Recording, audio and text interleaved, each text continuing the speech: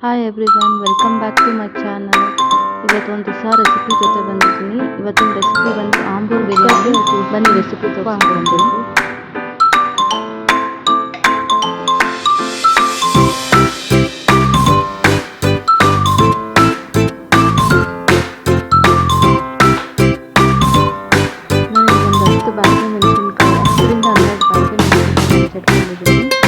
ನಿಮ್ಗೆ ಬ್ಯಾಡಗಿ ಮೆಣಸಿನ್ಕಾಯಿ ಖಾರ ಇಲ್ಲ ಅಂದರೆ ಒಣಗಿದ ಮೆಣಸಿನ್ಕಾಯಿ ಹಾಕ್ಕೊಬೋದು.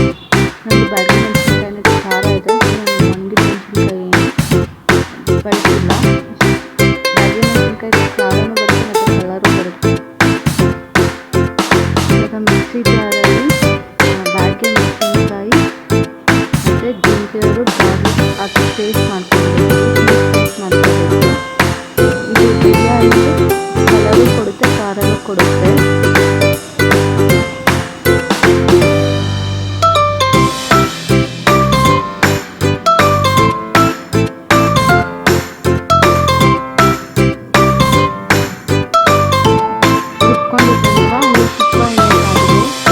ಇದಕ್ಕೆ ಪಲಾವ್ ಎಲೆ, 2 ಪಲಾವ್ ಎಲೆ, 4 ಮೆಣಸು, ಲವಂಗ, ಕಲ್ಲುವು, ಏಲಕ್ಕಿಕಾಯಿ,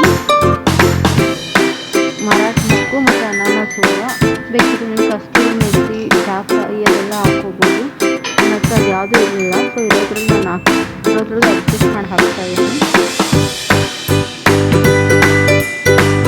ನಮಗೆ ಲವಂಗ ಮರದಿಂದ ಇದು ಹಾಕ್ತಿದ್ದೀನಿ.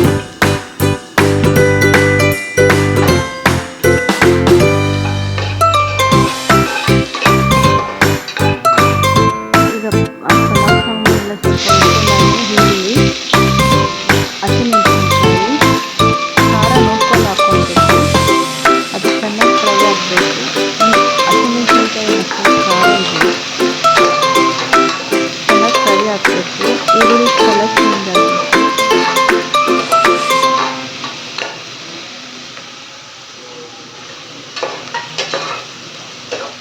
ಈರುಳ್ಳಿ ಎಲ್ಲ ಫ್ರೈ ಆದಮೇಲೆ ಕೊತ್ತಂಬರಿ, ಪುದೀನ, ಸ್ವಲ್ಪ ಕೊತ್ತಂಬರಿ ಪುದೀನ ಹಾಕ್ಕೊಬೇಕು. ಅದನ್ನು ಚೆನ್ನಾಗಿ ಫ್ರೈ ಮಾಡ್ಕೊಬೇಕು. ಸೊಪ್ಪು ಚೆನ್ನಾಗಿ ಫ್ರೈ ಆದಮೇಲೆ ರುಬ್ಬಿರೋ ಪೇಸ್ಟ್ ಹಾಕ್ಕೊಬೇಕು.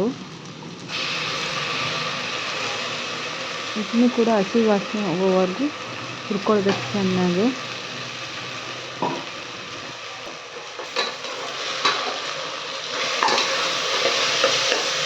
ಮಸಾಲೆ ಚೆನ್ನಾಗಿ ಫ್ರೈ ಆದಮೇಲೆ ಕಟ್ ಮಾಡಿರೋ 2 ಟೊಮೆಟೊ ಹಾಕ್ಕೊಬೇಕು. ಇದು ಹುಳಿ ಟೊಮೆಟೊ. ಇದು ಚೆನ್ನಾಗಿ ಫ್ರೈ ಮಾಡ್ಕೊಬೇಕು. ಟೊಮೆಟೊ ಮೆತ್ತಗಾಗೋವರೆಗೂ ಚೆನ್ನಾಗಿ ಫ್ರೈ ಮಾಡ್ಕೊಳ್ಳಿ.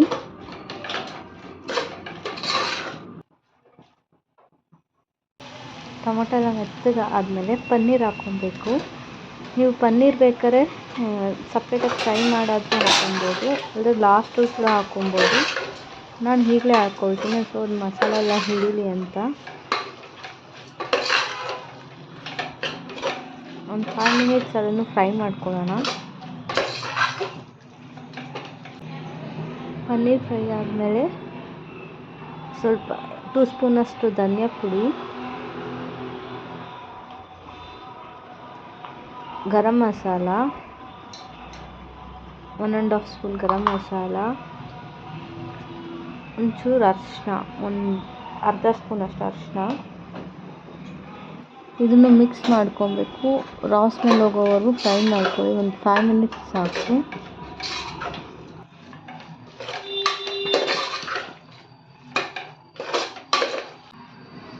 ಇವಾಗ ಅರ್ಧ ಬಟ್ಲಷ್ಟು ಮೊಸರು ಹಾಕ್ಕೊಬೇಕು.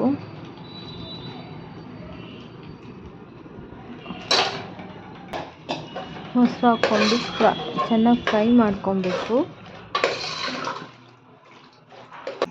ನಾನಿಲ್ಲಿ 1½ ಗ್ಲಾಸ್ ಅಕ್ಕಿ ತೊಗೊಂಡಿದ್ದೀನಿ. ಮಸಾಲೆ ಎಲ್ಲ ಚೆನ್ನಾಗಿ ಫ್ರೈ ಆದಮೇಲೆ ಅಕ್ಕಿ ತೊಳೆದು ಹಾಕ್ಕೊಳ್ತಾ ಇದ್ದೀನಿ. 1½ ಗ್ಲಾಸ್ ಅಕ್ಕಿಗೆ ನಾನಿಲ್ಲಿ 3 ಲೋಟ ನೀರು ಹಾಕ್ಕೊಳ್ತಾ ಇದ್ದೀನಿ.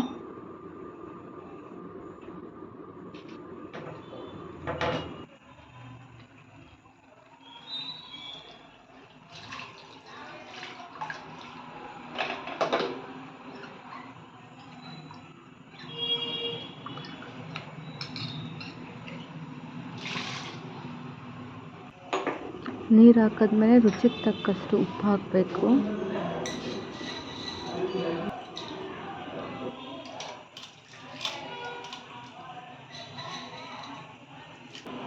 ಅರ್ಧ ಹೋಳಷ್ಟು ನಿಂಬೆಹಣ್ಣು ರಸ ಹಾಕಿದ್ಮೇಲೆ ನೀರು ಚೆನ್ನಾಗಿ ಕುದಿಯೋಕೆ ಬಿಡಬೇಕು. ನೀರು ಕುದ್ದಾಗಿದೆ. ಇವಾಗ ಕುಕ್ಕರ್ ಲಿಡ್ ಹಾಕಿ ಒಂದು ವಿಷಲ್ ಬರ್ಸಿದ್ರೆ ಆಂಬೂರ್ ಬಿರಿಯಾನಿ ರೆಡಿಯಾಗಿದೆ.